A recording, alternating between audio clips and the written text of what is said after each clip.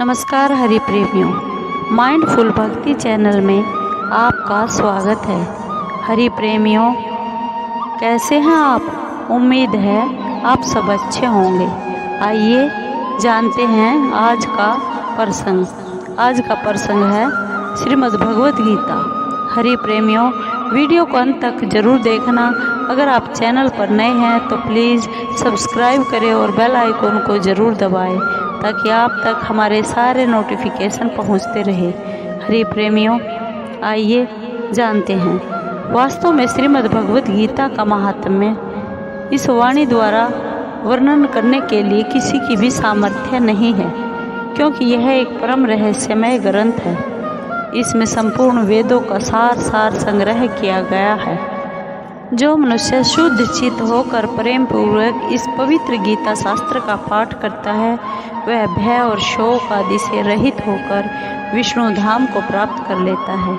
जो मनुष्य सदा गीता का पाठ करने वाला होता है तथा प्राणायाम में तत्पर रहता है, उसके इस जन्म और पूर्व जन्म में किए हुए समस्त पाप निसंदेह नष्ट हो जाते हैं। जल में प्रतिदिन किया हुआ स्नान मनुष्यों के केवल शारीरिक मल का नाश करता है, परंतु गीता के अनुरूप जल में एक बार भी किया हुआ स्नान संसार मल को नष्ट करने वाला है।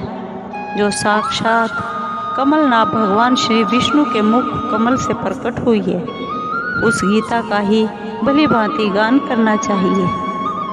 अन्य शास्त्रों के विस्तार से क्या प्रयोजन।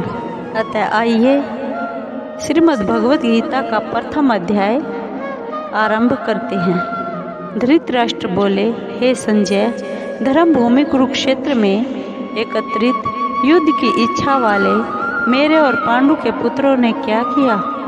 संजय बोले, उस समय राजा दुर्योधन ने व्यूह रचना युक्त पांडवों की सेना को देखकर और द्रोणाचार्य के पास जाकर यह वचन कहा, हे आचार्य, आपके बुद्धिमान शिष्य द्रुपद पुत्र धृष्टद्युम्न द्वारा व्यूहाकार खड़ी की हुई पांडुपुत्रों की इस भारी सेना को देखिए।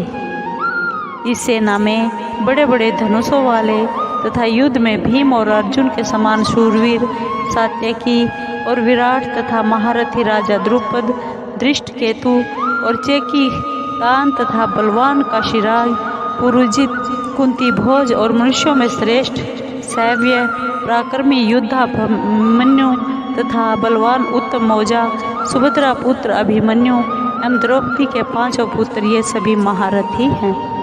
हे ब्राह्मण श्रेष्ठ, अपने पक्ष में भी जो प्रधान है उनको आप समझ लीजिए।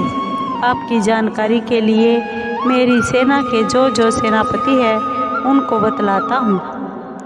आप द्रोणाचार्य और भीष्म पितामह तथा कर्ण और संग्राम विजय कृपाचार्य तथा वैसे ही अश्वत्थामा, विकर्ण और सोमदत्त का पुत्र भूरिश्रवा और भी मेरे लिए जीवन की आशा त्याग देने वाले बहुत से सूरवीर, अनेक प्रकार के शास्त्रों से सुसज्जित और सब के सब युद्ध में चतुर हैं। भीष्म पितामह द्वारा रक्षित हमारी वह सेना सब प्रकार से अजेय है और भीम द्वारा रक्षित इन लोगों की यह सेना जीतने में सुगम है।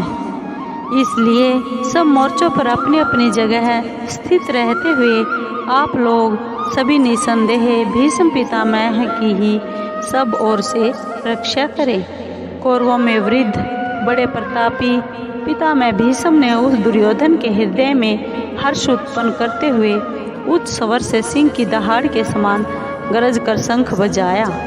इसके पश्चात शंख और नगारे तथा ढोल, मृदंग और नरसिंगे आदि बाजे एक साथ ही बज उठे। उनका वह शब्द बड़ा भयंकर हुआ। इसके अनंतर सफ़ेद घोड़ों से युक्त उत्तम रथ में बैठे हुए श्री कृष्ण महाराज और अर्जुन ने भी अलौकिक शंख बजाए। श्री कृष्ण महाराज जी ने 5 जन्य नामक, अर्जुन ने देवदत्त नामक और भयानक कर्म वाले भीमसेन ने पौंड्र नामक महाशंख बजाया।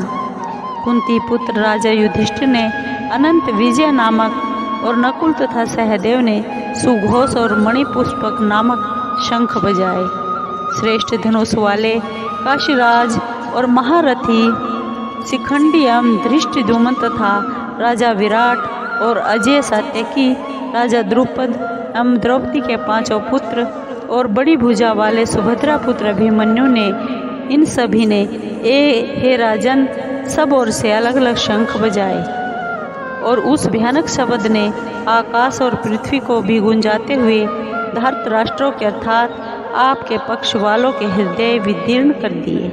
हे राजन, इसके बाद कपिध्वज अर्जुन ने मोर्चा बांधकर डटे हुए धृतराष्ट्र संबंधियों को देखकर उस शस्त्र चलने की तैयारी के समय धनुष उठाकर ऋषिकेश श्री कृष्ण महाराज जी से यह वचन कहा, हे अच्युत, मेरे रथ को दोनों सेनाओं के बीच में खड़ा कीजिए और जब तक मैं युद्ध क्षेत्र में डटे हुए युद्ध के अभिलाषी इन विपक्षी योद्धाओं को भली प्रकार देख लूं कि इस युद्ध रूप व्यापार में मुझे किन किन के साथ युद्ध करना योग्य है, तब तक उसे खड़ा रखिए।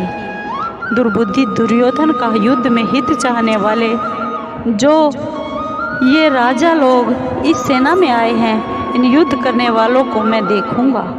संजय बोले, हे धृतराष्ट्र, अर्जुन द्वारा इस प्रकार कहे हुए महाराज श्री कृष्णचंद्र ने दोनों सेनाओं के बीच में भीष्म और द्रोणाचार्य के सामने तथा संपूर्ण राजाओं के सामने उत्तम रथ को खड़ा करके इस प्रकार कहा कि हे पार्थ, युद्ध के लिए जुटे हुए इन कौरवों को देख।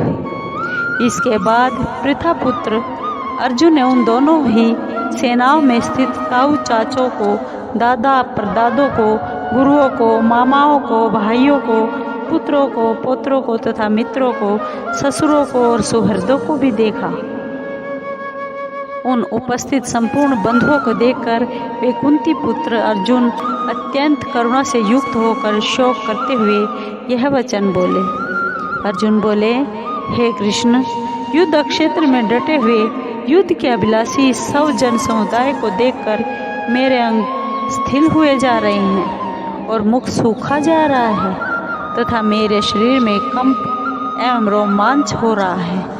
हाथ से गांडीव गिरा जा रहा है, त्वचा भी बहुत जल रही है तथा मेरा मन भ्रमित सा हो रहा है, इसलिए मैं खड़ा होकर रहने में समर्थ नहीं हूँ। हे केशव, मैं लक्षणों को भी विपरीत ही देख रहा हूँ तथा युद्ध में 100 जन समुदाय को मारकर कल्याण भी नहीं देखता।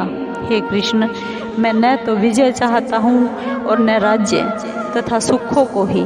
हे गोविंद, हमें ऐसे राज्य से क्या प्रयोजन अथवा ऐसे भोगों से और जीवन से भी क्या लाभ है।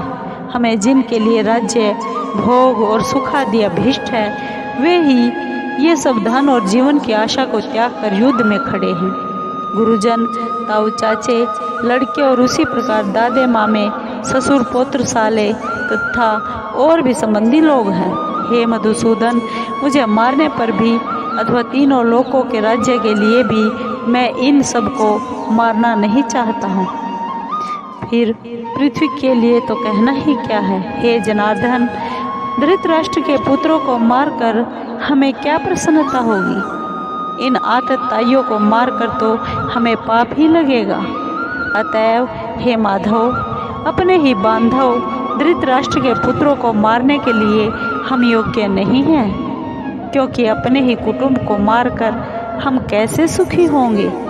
यद्यपि लोभ से भ्रष्टचित हुए ये लोग कुल के नाश से उत्पन्न दोष को और मित्रों से विरोध करने में पाप को नहीं देखते, तो भी हे जनार्दन, कुल के नाश से उत्पन्न दोष को जानने वाले हम लोगों को इस पाप से हटने के लिए क्यों नहीं विचार करना चाहिए। कुल के नाश से सनातन कुल धर्म नष्ट हो जाते हैं। धर्म के नाश हो जाने पर संपूर्ण कुल में पाप भी बहुत फैल जाता है। हे कृष्ण, पाप के अधिक बढ़ जाने से कुल की स्त्रियां अत्यंत दूषित हो जाती हैं। हे वार्ष्णेय, स्त्रियों के दूषित हो जाने पर वर्ण संकर उत्पन्न होता है। वर्ण संकर कुल घातियों को और कुल को नरक में ले जाने के लिए ही होता है। लुप्त हुई पिंड और जल की क्रिया वाले अर्थात श्राद्ध और तर्पण से वंचित इनके पितृलोक भी अधोगति को ही प्राप्त होते हैं। इन वर्ण संकर कारक दोषों से कुल घातियों के सनातन कुल धर्म और जाति धर्म नष्ट हो जाते हैं। हे जनार्दन, जिनका कुल धर्म नष्ट हो गया है, ऐसे मनुष्यों का अनिश्चित काल तक नरक में वास होता है, ऐसा हम सुनते आए हैं। हाँ शोक, हम लोग बुद्धिमान होकर भी महान पाप करने को तैयार हो गए हैं, जो राज्य और सुख के लोभ से स्वजनों को मारने के लिए उद्यत हो गए हैं। यदि मुझ शस्त्र रहित एवं सामना न करने वालों को शस्त्र हाथ में लिए हुए धृतराष्ट्र के पुत्र रण में मार डाले तो वह मारना भी मेरे लिए अधिक कल्याणकारक होगा। संजय बोले, रणभूमि में शोक से उद्विग्न मन वाले अर्जुन इस प्रकार कहकर बाण सहित धनुष को त्याग कर रथ के पिछले भाग में बैठ गए। हरि प्रेमियों, आपको ये वीडियो कैसी लगी? अगर आपको अच्छी लगी हो तो प्लीज़ लाइक कीजिए, शेयर कीजिए, सब्सक्राइब कीजिए और कमेंट ज़रूर कीजिए। धन्यवाद।